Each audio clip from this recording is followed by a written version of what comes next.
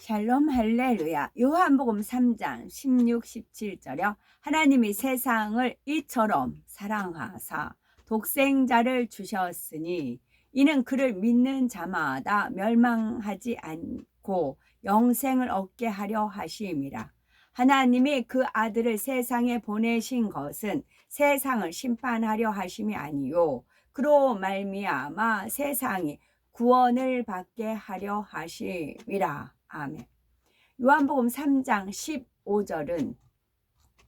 15절은 이는 그를 믿는 자마다 영생을 얻게 하려 하심이니라 입니다. 천국 두 번째, 천국의 대기 장소. 천국 티켓을 소유할 수 있는 방법과 영혼이 몸에서 빠져나오면 누구와 함께 어디로 가며 천국의 대기 장소는 어디에 있는지 살펴보겠습니다. 첫 번째, 천국 티켓을 소유하려면 우리가 기차나 비행기를 탈 때 티켓이 있어야 하듯이 천국에 가기 위해서는 반드시 천국 티켓이 있어야 합니다. 천국 티켓이 없으면 어느 누구도 천국에 갈 수가 없지요. 그러면 어떻게 해야 천국 티켓을 소유할 수가 있을까요? 천국 티켓은 천국의 주인 되시는 하나님께서 그의 자녀들에게 주시는 것입니다. 요한복음 3장 16, 17절에 하나님이 세상을 이처럼 사랑하사 독생자를 주셨으니 이는 저를 믿는 자마다 멸망치 않고 영생을 얻게 하려 하심이니라. 하나님이 그 아들을 세상에 보내신 것은 세상을 심판하려 하심이 아니요 저로 말미암아 세상이 구원을 받게 하려 하심이라 하셨지요. 천국에 가려면 가장 먼저는 하나님의 독생자 예수 그리스도를 믿음으로써 영접해야 합니다. 로마서 10장 9절에서 10절 보면 네가 만일 네 입으로 예수를 주로 시인하며 또 하나님께서 그를 죽은 자 가운데서 살리신 것을 네 마음에 믿으면 구원을 얻으리니 사람이 마음으로 믿어 의에 이르고 입으로 시인하여 구원에 이르느니라 말씀하셨습니다. 우리가 예수님께서 구세주이심을 입술로 시인하고 부활하신 것을 마음에 믿는다는 것은 십자가의 섭리와 보혈의 능력을 믿는 것입니다. 그 죄로 인해서 지옥에 떨어져 세세토록 사망의 형벌을 받아야 하는 자신을 구원하기 위해서 예수님께서 대신 십자가에 달려 죽으셨고 모든 죄를 대속하기 위해서 보혈을 흘려주셨다는 사실을 믿는 것이지요. 이러한 사실이 진정 마음에서 믿어지면 자신이 지었던 죄들이 낱낱이 떠오르며 통에 자복하게 되고 자신을 위해서 대신 고난 당하신 주님의 사랑에 감사하여 이제는 말씀대로 빛 가운데 살겠노라는 회개의 기도가 나옵니다.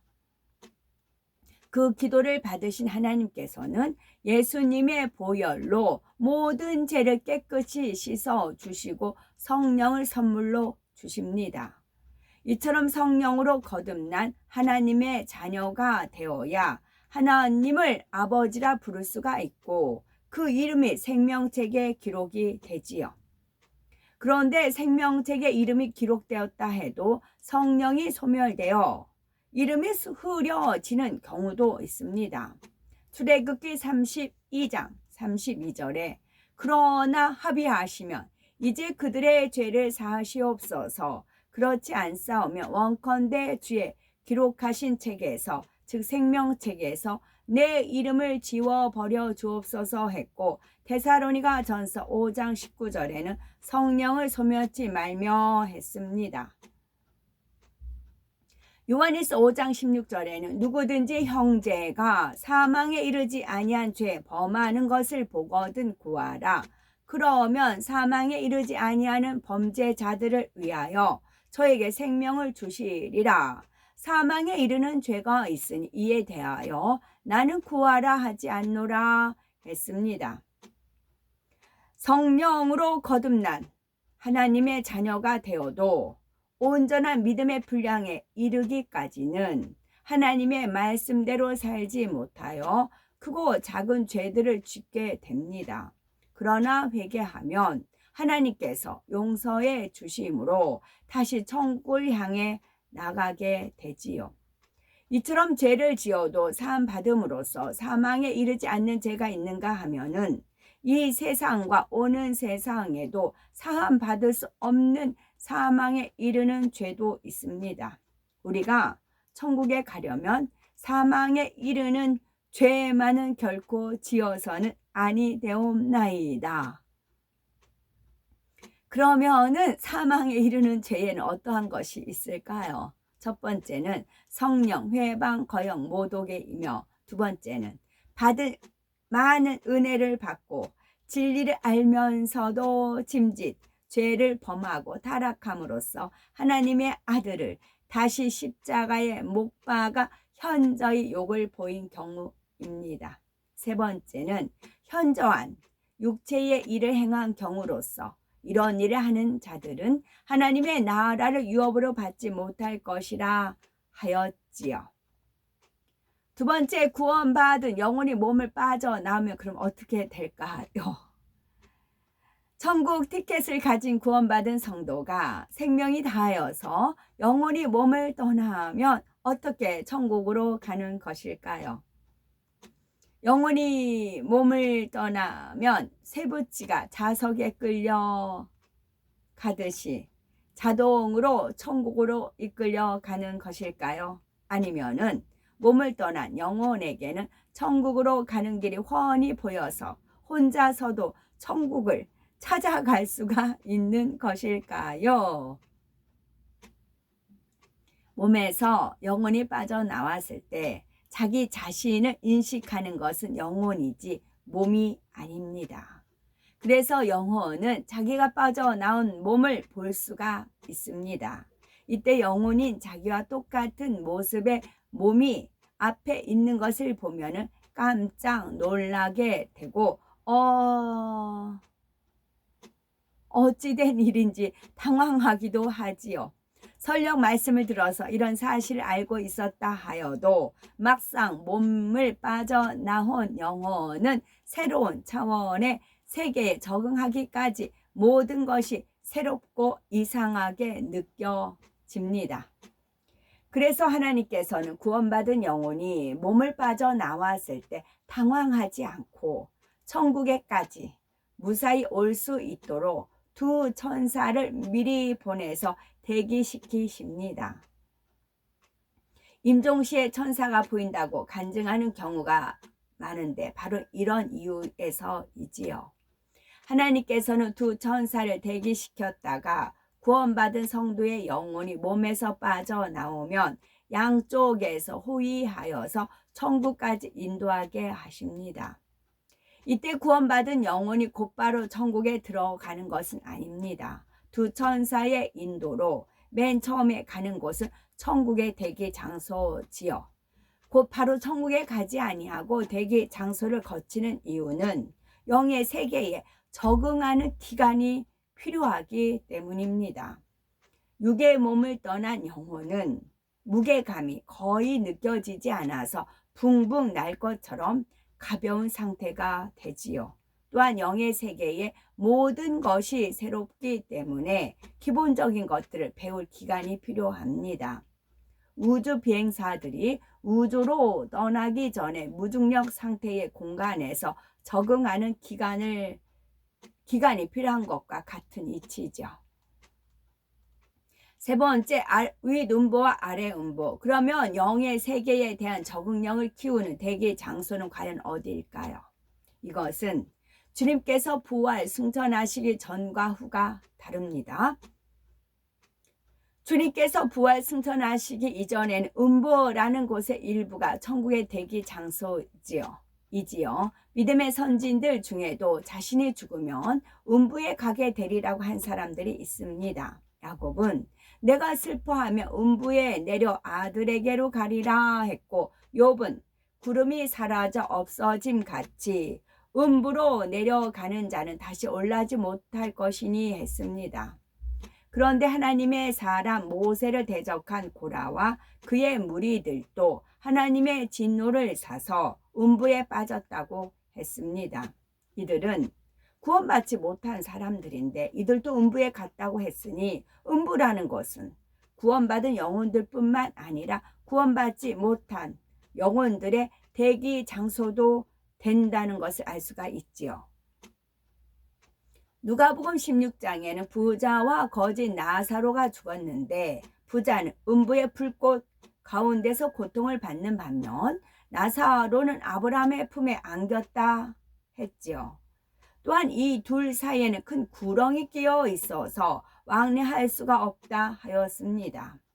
이를 종합해 보면은 사람이 죽으면 그 영혼은 음부로 가는데, 음부에는 구원받은 영혼이 거하는 장소와 구원받지 못한 영혼이 거하는 장소가 구분되어 있다는 것을 알 수가 있겠죠. 여기서 구원받은 영혼들이 가는 곳은 음부 중에서도 천국에 속한 윗음부이고, 구원받지 못한 영혼들이 가는 곳은 지옥에 속한 아래음부입니다. 따라서 주님께서 부활 승천하시기 이전의 사람들 중에서 구원받은 영혼들의 천국 대기 장소는 바로 윗음부인 것이지요. 그런데 주님께서 부활 승천하신 후에는 천국의 대기 장소가 달라졌습니다. 예수님께서 내가 너희를 위하여 저수를 예비하러 가노니 말씀하셨듯, 예수님께서 부활하신 후에는 천국에 각 사람의 처소가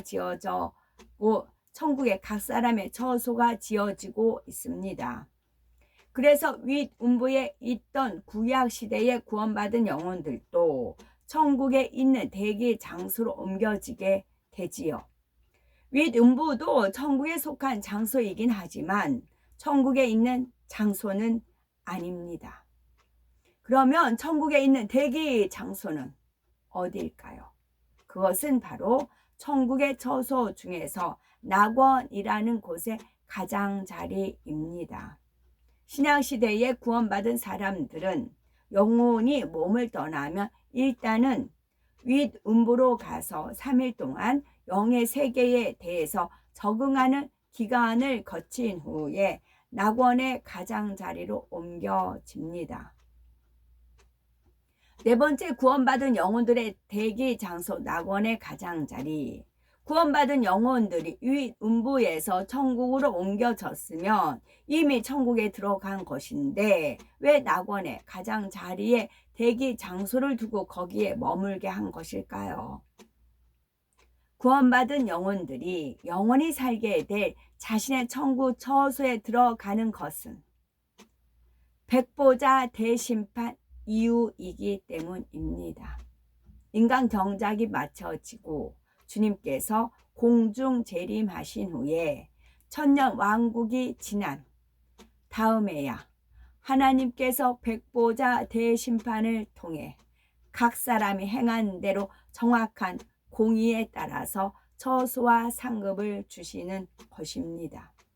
창세 이래 구원받은 수많은 사람들이 낙원의 대기 장소는 창세 이래에 구원받은 수많은 사람들이 있는 낙원의 대기 장소는 상상하기 어려울 정도로 광활합니다. 지구가 포함되어 있는 우리 은하계를 우주 전체와 비교해 볼 때 작은 점에 불과할 정도로 우주 전체는 크고 넓습니다. 이렇게 큰 우주가 하나만 있는 것이 아니라 많다고 하지요. 하물며 영의 세계인 천국은 어떠하겠습니까? 그러면 천국의 대기 장소인 낙원의 가장 자리는 과연 어떤 곳일까요?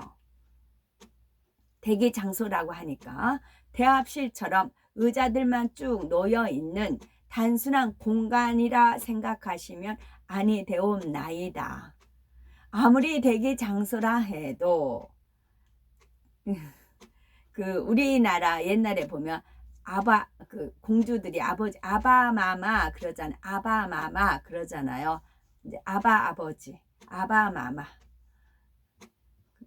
아무리 대기 장소라 해도 천국에 해당하는 공간이기에 이 세상의 어떤 곳과도 비교할 수가 없을 만큼 아름답습니다.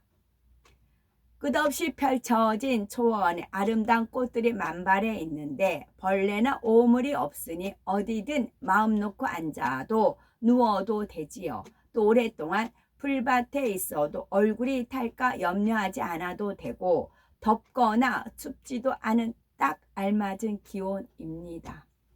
산들산들 불어오는 바람결에 그윽한 꽃향기와 아름다운 새소리가 묻어와서 그 공간에 있는 자체만으로도 너무 행복하지요.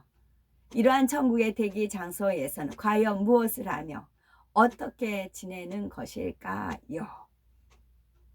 천국의 법도인 하나님의 말씀대로 빛 가운데 거하여 하나님께서 지금 부르신다 하여도 천국 티켓을 소유함으로써 날마다 기쁨과 감사로 넘치는 복된 삶을 영위하는 우리 모두가 되셔야 되겠습니다. 그 153 쉴터 교회가 토요일 날 4시에 다니엘 말씀을 풀으시거든요. 다니엘. 그래서 그 토요일이었어요. 토요일 날 나갔다가 3시 한 50분 정도 이제 이끌려서 하늘을 봤어요. 그때 하늘이 그게 구름띠거든요. 구름띠가 펼쳐졌습니다. 토요일 날 4시 153 쉴터 다니엘. 아멘.